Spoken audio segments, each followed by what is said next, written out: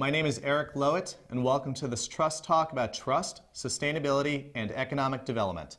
I am the author of The Collaboration Economy and the Future of Value, two best-selling books on sustainability, strategy, and inclusive growth.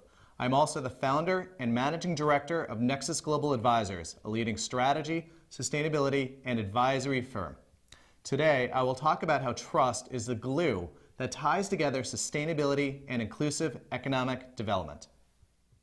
The growing income disparity is feeding social unrest. Indeed, all of these challenges, environmental and social, have combined to produce at least one account that is in a stage of abundance: distrust. Distrust among each of us, distrust between citizens and business, distrust between business and government, and distrust between us and government. As we'll see, this lack of trust is not only the enemy of sustainability, it's also the enemy of economic development. Given the breadth and depth of our myriad set of challenges, would we be better off focusing on making our present as good as possible? Of course not. Yet focusing on the short term is exactly what the majority of all of us, private, public, and civil sector representatives alike, are doing every day. History is calling upon us to win our future and set in motion activities that will cure our ills and spark an extended period of global economic growth. We have a lot of work to do. In particular, we must mitigate and adapt to climate change, increase our global investment in infrastructure, close the income gap, shift to long-term we, not me thinking. Together, we can do this. We must answer history's call right now.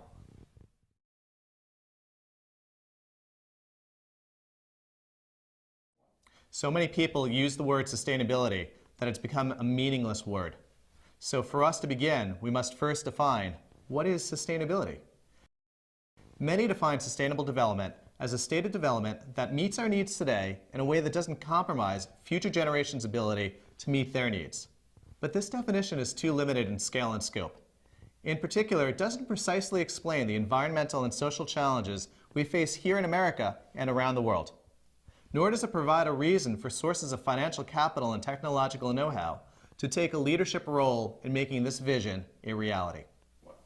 This is why my clients and I have developed a different vision for sustainability.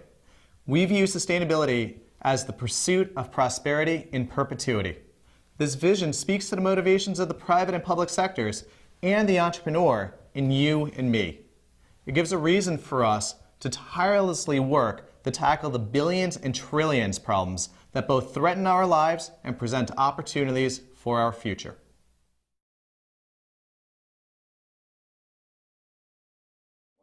Welcome to Section 2 of my Trust Talk about trust, sustainability, and economic development.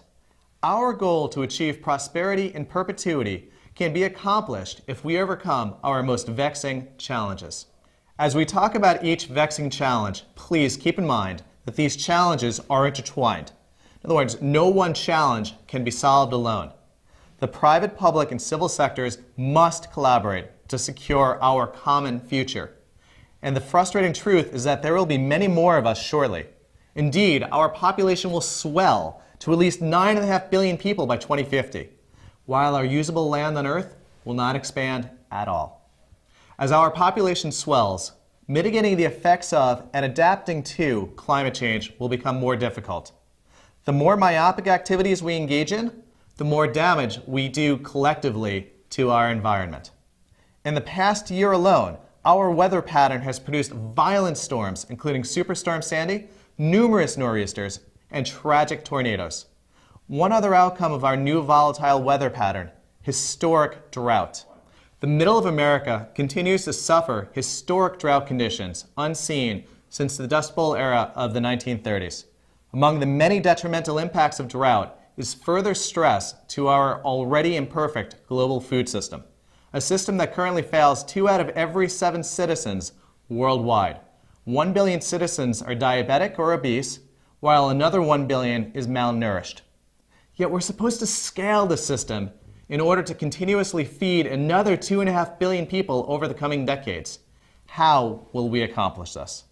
The land we need to produce more food is also needed to house our new neighbors, refresh us with water, and produce energy to meet everyone's needs. Our antiquated and fossil fuel-reliant energy system is affordable today, but neither scalable nor environmentally conscious. Indeed, the energy system causes a significant portion of the greenhouse gas emissions that are behind climate change. We can shift to an energy system that is renewable, scalable, and environmentally clean. An investment to secure and upgrade our infrastructure the world over, at least $45 trillion by 2030, according to the OECD, or the Organization for Economic Co-Development, is also 4% of each country's GDP every year between now and 2030. Sounds like a lot of money, right? For comparison's sake, the US currently invests 2% of our GDP in infrastructure. If we need to invest at least 4% of GDP in infrastructure every year between now and 30, but we're only doing 2% right now, how are we going to ensure that our roads, our bridges, and our ports are open today, tomorrow, and well into the future? Solving our environmental challenges will require monumental and collaborative effort. The tearing of our already frayed social fabric requires equal attention from us all. Indeed, the divide between the haves and have-nots has already caused great unrest the world over. And the unfortunate truth is, this divide continues to grow. According to the latest data, economic disparity has increased more between 2007 and 2010 than in the preceding 12 years combined.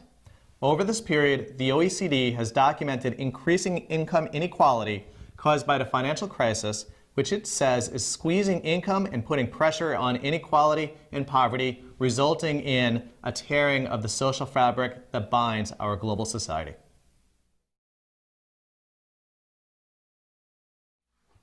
Welcome to Section 3 of my Trust Talk about trust, sustainability, and economic development.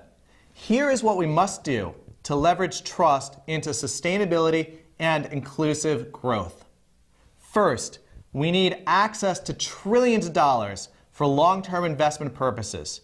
Investment in infrastructure, in technology, in energy, in water system security, in food system security, and most importantly, in ourselves. We need our best thinking offered to the public in an open source fashion so others can weigh in on and buy into the ideas to come. We need smart government led and administered by elected officials who truly answer to their neighbors and not just to their wealthy benefactors. We need a common language and a common vision that connects all of us and inspires all of us to solve our biggest challenges and grow as a population while our population grows in numbers too. We need all of these things because one thing is certain. If we continue to walk alone, we will fail. But if we dare to reach across the aisle, admit that we need each other's help, and seek to succeed together, we can overcome our challenges, secure our future, and give our children the strongest and most resilient global society humankind has ever seen. That's why to achieve prosperity and perpetuity, we need to trust each other. We need civil discourse. We need to give way when others have better ideas. We need to credit others for jobs well done. We need to lean on our friends and detractors alike. And we need to admit that we need the help of our peers.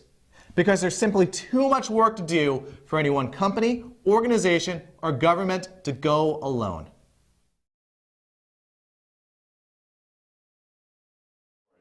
Welcome to Section 4 of my Trust Talk about trust, sustainability, and economic development.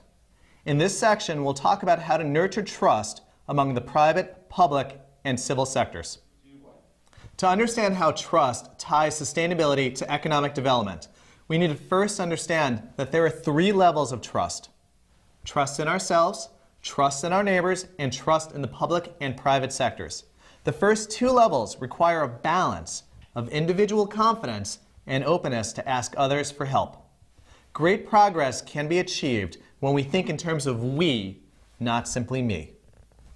To cure our mistrust of the public sector, we need to help it rid its most vexing ailments. This requires much more attention than this video alone will allow. But suffice to say that providing a reason for those in power to embrace change that will likely affect them holds the key to our long-term success. Which leaves us with building trust with the private sector. Society's trust in business has eroded due to companies' avarice and malfeasance. Society is right to distrust business, but the bridge for trustworthy relationships is being rebuilt by certain companies right now. These companies have embraced the ideals and implications of the pursuit of prosperity in perpetuity. And what's behind these companies' efforts? The twin beliefs that our current situation will not resolve itself and enlightened corporate self-interest. Consider this. If a company doesn't have access to natural resources, then it can't produce products, cannot capture revenue, and ultimately it cannot exist. For this reason alone, companies are tirelessly working to win back the trust of the local communities that control the natural resources each company and each sector needs to grow and prosper. It's fair to say that the interest of the commons is now in the common interest. For if we solve the environmental and social challenges that threaten us today, we can secure our tomorrow. Trust holds the key. Together, we can save ourselves from our various roadblocks, open up new business opportunities, and drive inclusive global growth. To get involved in achieving prosperity in perpetuity, visit my website, ericlowitt.com. To engage with and support the Trust Across America Network, visit trustacrossamerica.com. Thank you.